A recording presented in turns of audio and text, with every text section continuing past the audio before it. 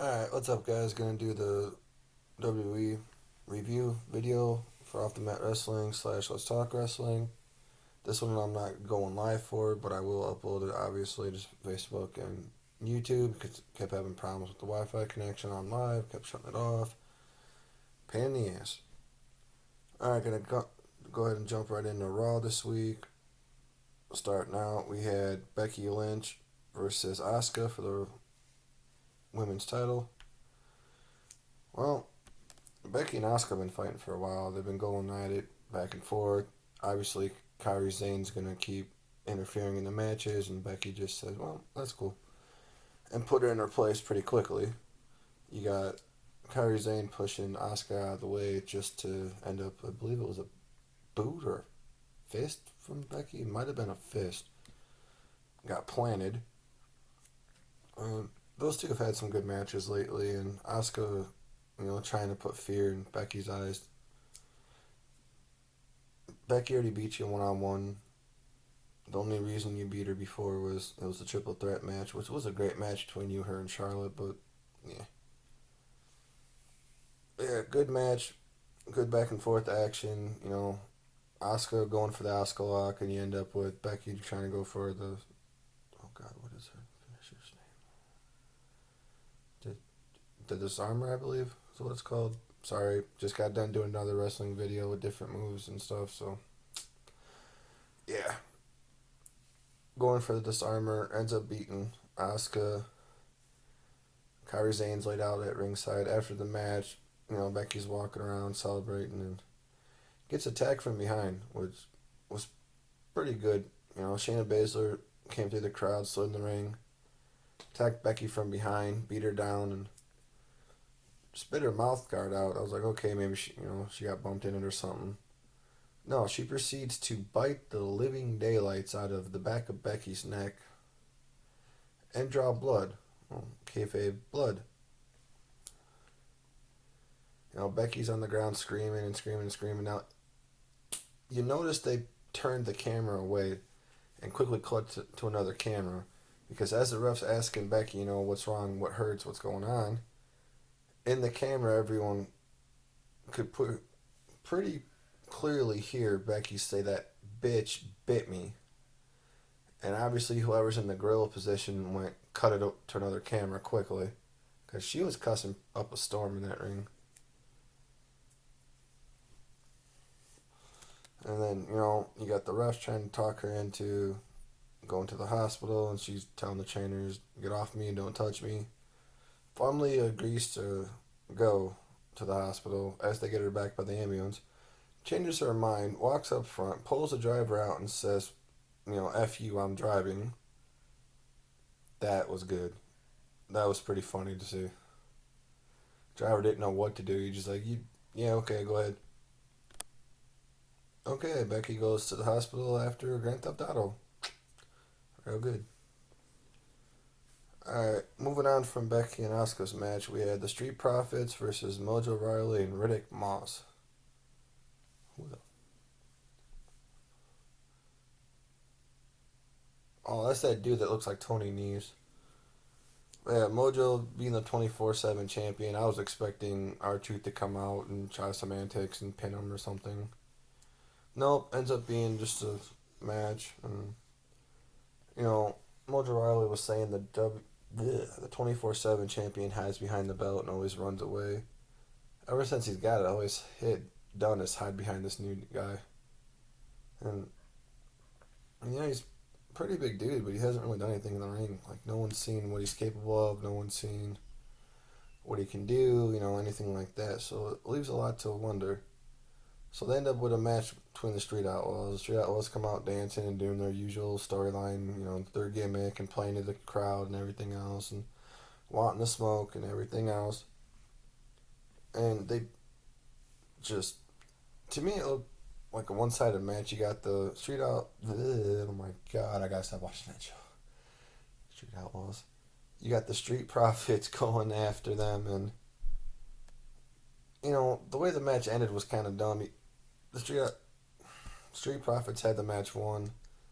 Riley and Moss end up winning, and Yeah, they gotta win over the Street Profits, but really, who have the Profits been beating lately? Like, if it was a ranking thing, you just kind of beat someone that's, yeah, they're good for, promos and everything else, but they're kind of on the bottom, if you will. So that was that.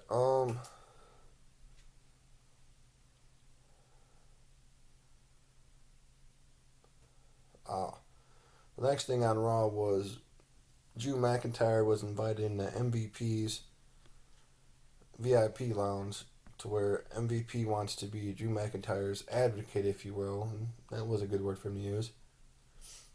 For his upcoming match against Lesnar at Mania. Well, he said business partner, and Drew said advocate. And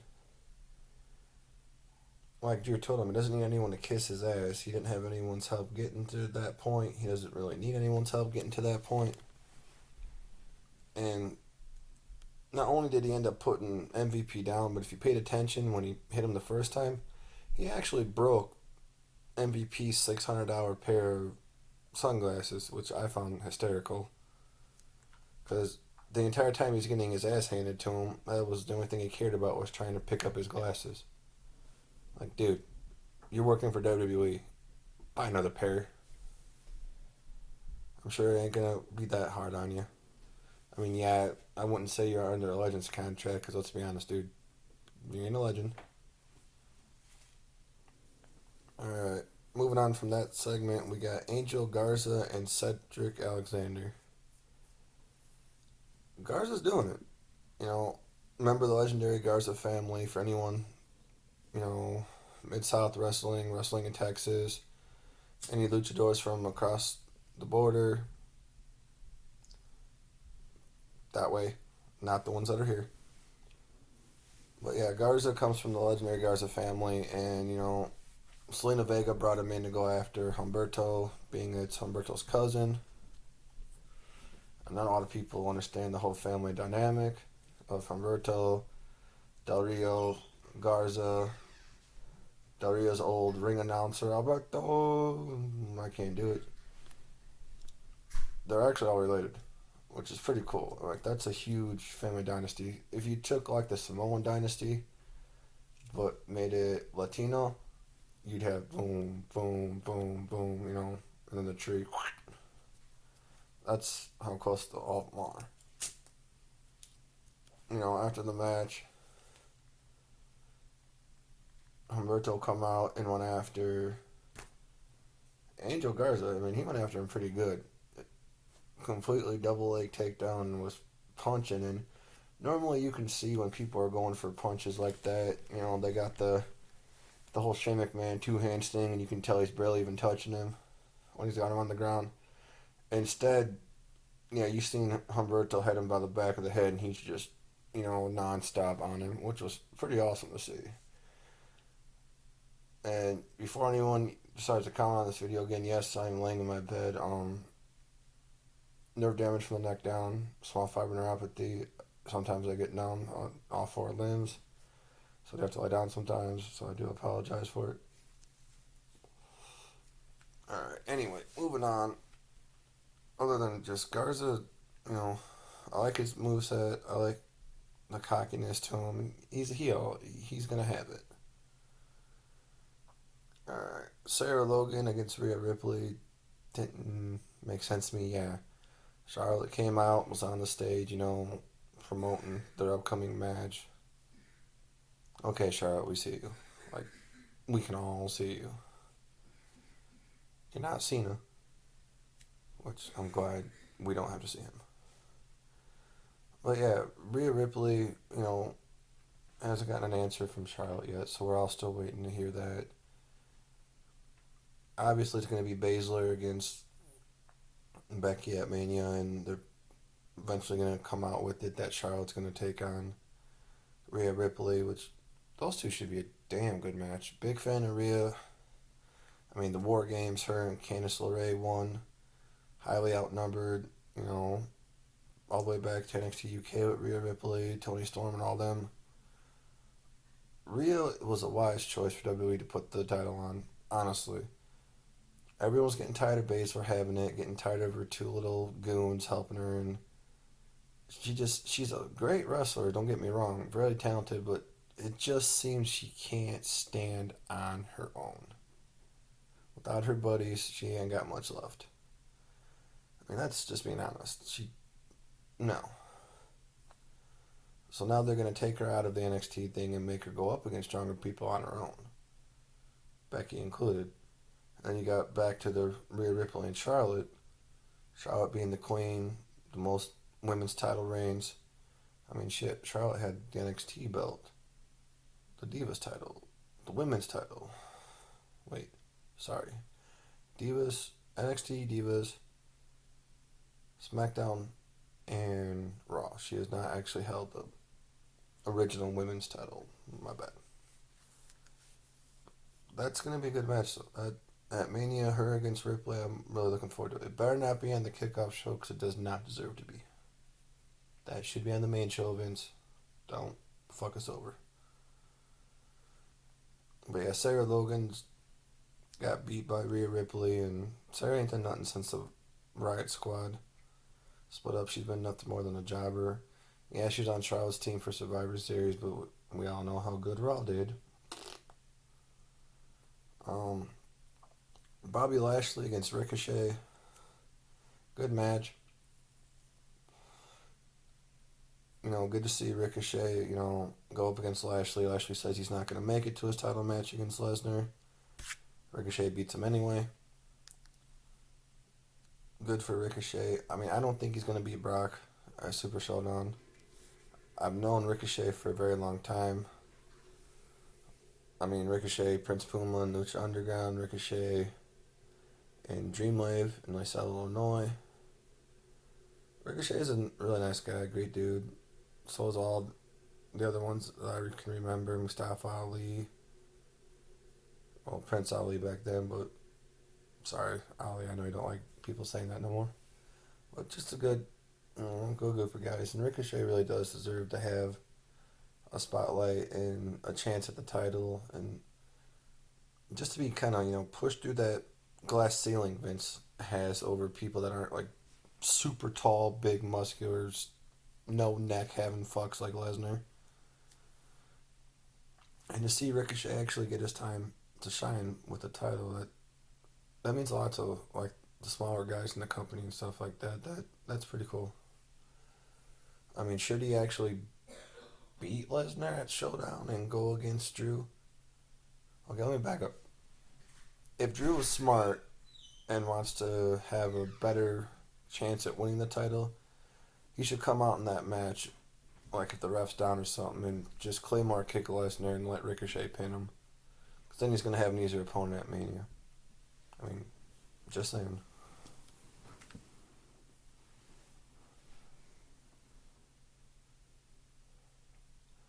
After that went off the air, they came back from commercial break to have Randy Orton speaking about what he did to Edge.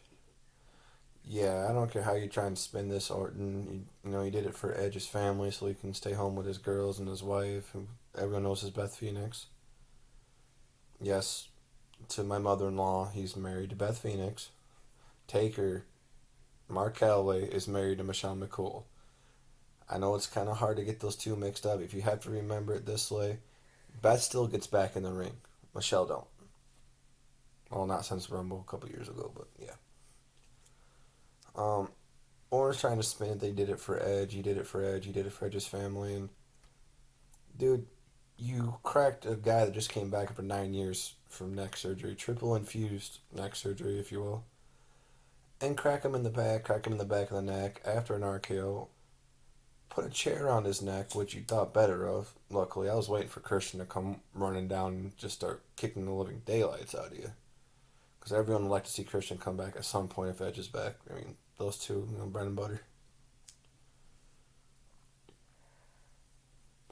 But decides to say that Edge isn't going to make it to Mania, and everyone knows that's what they're building towards, is Edge is going to end up coming back, saying, he's not 100%, but he's going to be there. It's kind of like they did with Seth Rollins' knee when he was up against Triple H, I believe it was, at Mania.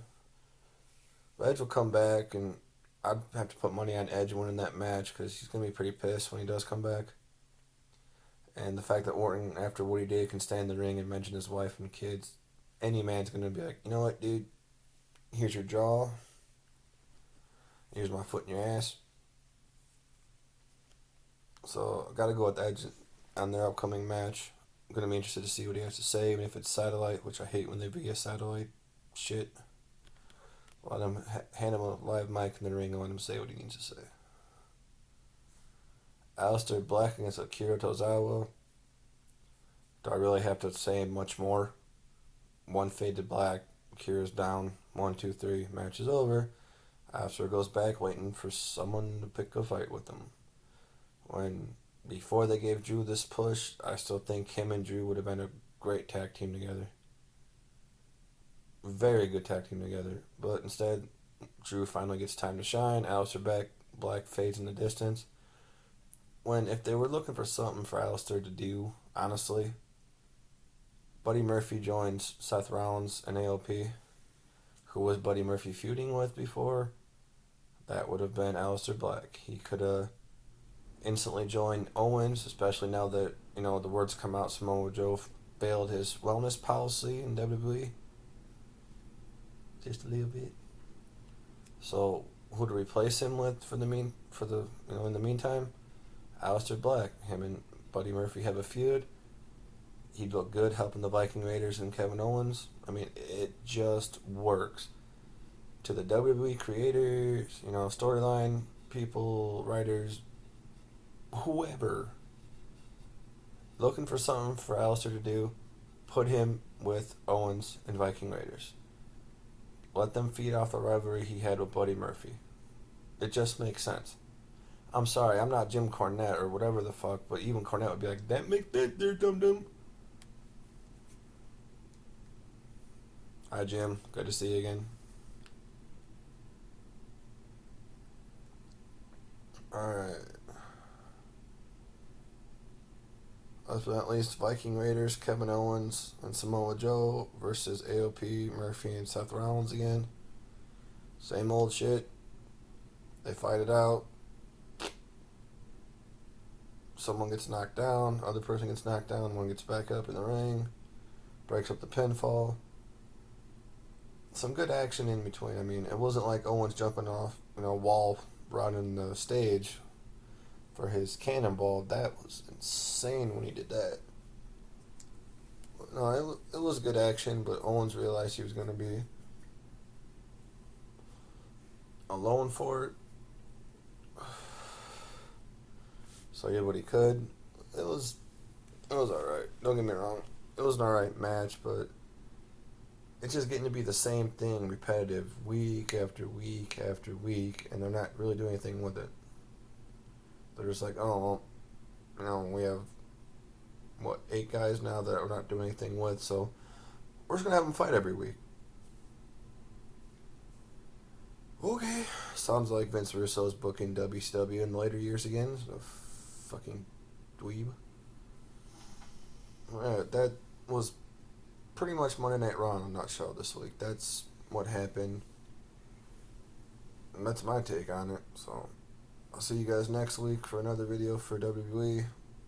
I don't usually do SmackDown ones because I have other engagements, other videos I have to do. I still have to do LCW's Untold Stories. You guys are asking for quite a lot of those, which was surprising. But hey, I don't mind doing that. No, sorry guys that were asking me earlier today on Facebook. I'm actually barred from bringing up that certain someone, if you will, the guys that follow those stories.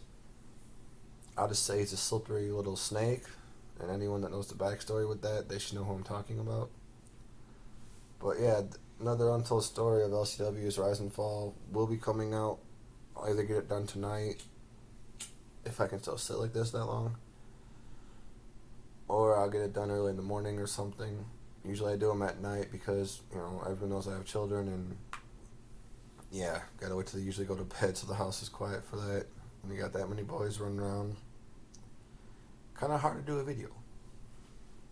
Alright, well, that's the end of this one, so take it easy.